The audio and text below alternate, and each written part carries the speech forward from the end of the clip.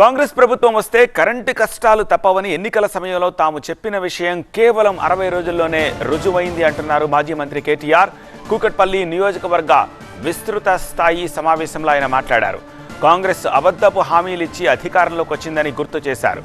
మార్చి 17తో కాంగ్రెస్ సర్కార్కి 100 రోజుల కాలం పూర్తవుతుందని, మరి 6 గ్యారంటీల్లో ఎన్ని అమలయ్యాయో ప్రజలు గ్రహించాలన్నారు మాజీ మంత్రి కేటీఆర్.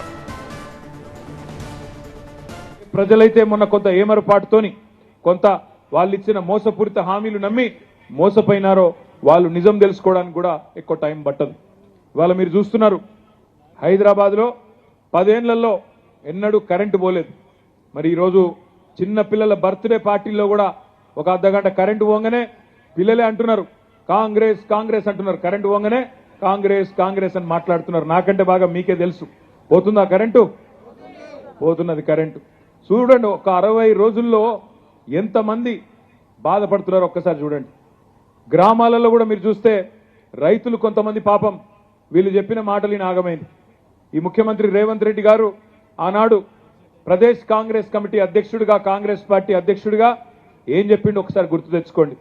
రైతులు మీరు ఇప్పటిదాకా లోన్ తీసుకున్న వాళ్ళు ఎవరైనా ఉంటే అర్జెంటుగా బ్యాంకుకు వండి 2 లక్షల రూపాయల రుణం తెచ్చుకోండి, నేను వస్తున్నా డిసెంబర్ 9 నాడు సంతకం పెట్టేస్తా, మీరు వెంటనే తెచ్చుకోండి, ఇప్పటిదాకా తెచ్చుకోకపోతే కూడా తెచ్చుకోండి అన్నాడు. మనం ఇవాళ వాళ్ళని విమర్శ చేస్తలేం, తిడతలేము, తొందర పడతలేం. మా కృష్ణారావు గారు అన్నది కరెక్టు. 100 రోజులు టైం ఇద్దాం, తొందర ఏం లేదన్న మాట కరెక్టే. కానీ గుర్తు చేయవలసిన బాధ్యత మాత్రం మన మీద ఉన్నది.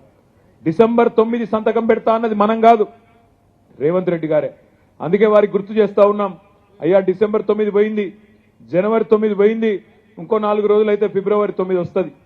గుర్తు చేయవలసిన బాధ్యత ప్రతిపక్షంగా మీరిచ్చిన హామీలను గుర్తు చేయవలసిన బాధ్యత మా మీద ఉన్నది. రైతులు ఎదురు చూస్తా ఉన్నారు, 2 లక్షల రుణమాఫీ ఎప్పుడు చేస్తారా అని ఎదురు చూస్తా ఉన్నారు.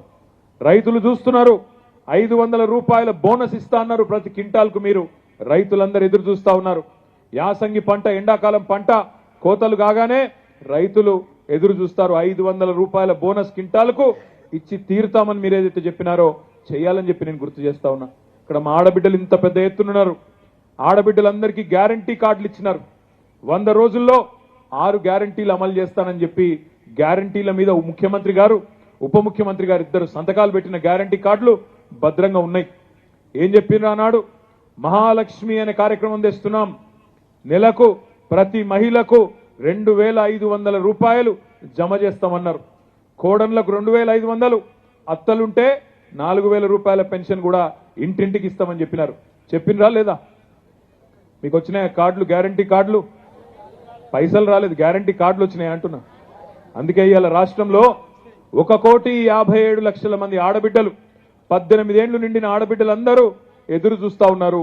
ఎప్పుడు చాలు అవుతుంది మహాలక్ష్మి పథకం 100 రోజుల్లో, ఎప్పుడు 2500 రూపాయలు మా ఖాతాల్లో వేస్తారని చెప్పి ఆడబిడ్డలందరూ ఎదురు చూస్తా ఉన్నారు. అందుకే నేను విమర్శ చేస్తలేను, ప్రభుత్వానికి గుర్తు చేస్తా